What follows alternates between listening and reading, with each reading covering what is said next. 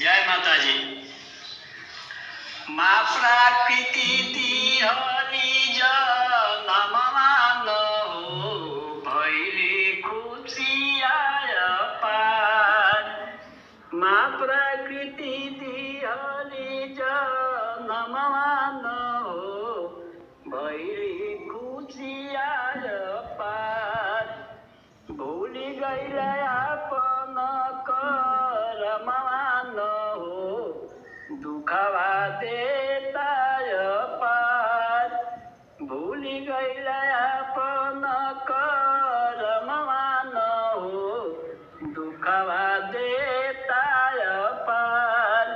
मनवा में लेहला संदेहिया न हो दुखवा देलाय पार।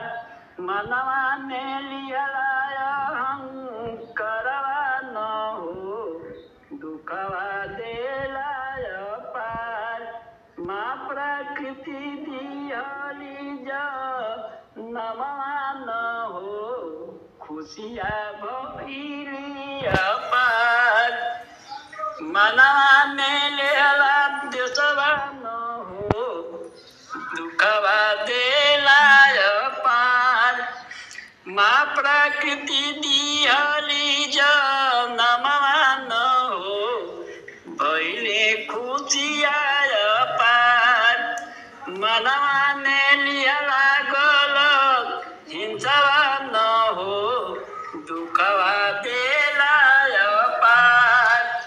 मनवा में लिहला गलत लोभवा न हो पीड़ावा ढोलाय पार।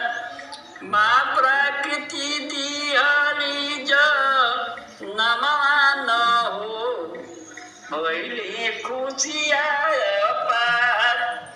पंचसखा रोई रोई देतबा दोहैया न हो माना बतिया हमार।